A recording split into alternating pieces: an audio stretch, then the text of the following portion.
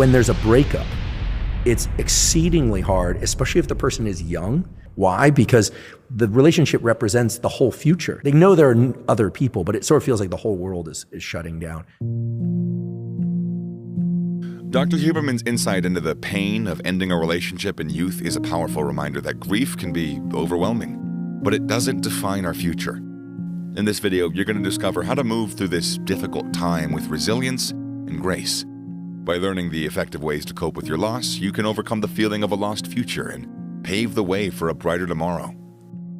People use a number of strategies. They use distraction. People will, try and self-soothe with alcohol or try and self-soothe with multiple new partners or whatever it happens to be. It doesn't work. There's the so-called secure attached style. This typically emerges in childhood when there's a very predictable caregiver-caree relationship between child and most often mother, but it can be father too or other caregiver.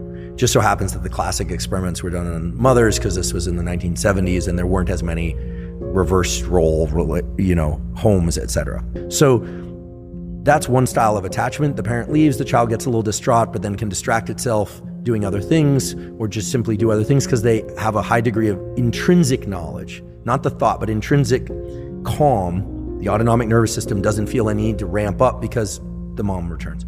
Then there's the so-called insecure attachment styles, and there are a bunch of different ones, but those are the ones where it's really stressful when the parent leaves. It's not clear they're going to come back, and when they come back, it's not clear that they're going to reestablish the bond, the child will feel supported, etc. Here's what's fascinating. Those same neural circuits are repurposed for romantic attachment in adult life. The same circuits, which shouldn't surprise us. I mean, why would the brain throw away valuable circuitry? But this whole Freudian notion that, childhood attachment styles map onto adult attachment styles, that's real. That's physiological.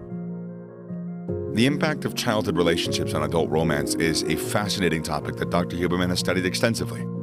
By understanding how early experiences shape our approach to love, we can better navigate the ups and downs of adult relationships. In this video, you'll discover how psychological feedback can help you avoid repeating past mistakes and emerge stronger after a breakup. Dr. Huberman's insights are sure to inspire and empower you on your journey towards a healthy, fulfilling relationship. I believe in you. It's not one for one in the sense that, let's say you had a secure attachment to your father.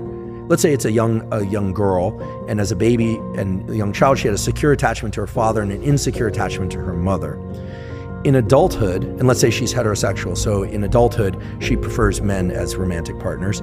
This girl grows up, and you might say, well, she had a good relationship to her dad, so she's gonna have a good secure attachment style in her adult heterosexual relationships. Often it's not the case. They will transplant or superimpose the insecure attachment style to the mother onto male relationships, but have great relationships to female friends, for instance. So all of that is in us. And then you were talking about breakups, and the way that grief works in the brain and nervous system is that there are three sort of factors that are mapped in our consciousness and our subconscious. And these are space, time, and this notion of closeness, which is attachment. Space and time is very simple. It's where is the person that I love and when will I see them next, right? I mean, if you have a relative that lives overseas and you know they're alive, you're not going to grieve them. You might really miss them, but you're not going to grieve them the same way you would if suddenly you get the note, unfortunately, that they passed away. And then attachment is how close you are to them, like how critically you rely on them for internal control and support. And that doesn't mean they have to be an immediate caregiver. It could just be like a really good friend. You call them mates over in the UK, right? Like a really good friend that just your knowledge of him just makes you feel good. You feel better in the world. As a guy who mostly grew up with kind of a big pack of male friends, I mean, I feel strongest and happiest and most secure in life when I see something about one of my friends doing well in life. It just makes me feel good. If one of them dies, and unfortunately I'm getting to the age where a number of them have died, then you feel like all of a sudden like, goodness, like there's a loss internally, right? Okay, that's all sort of obvious, but what's interesting is that the grief process itself is about restructuring this map. This map, think of it like a tripod. It's got three pieces: space, time, and closeness.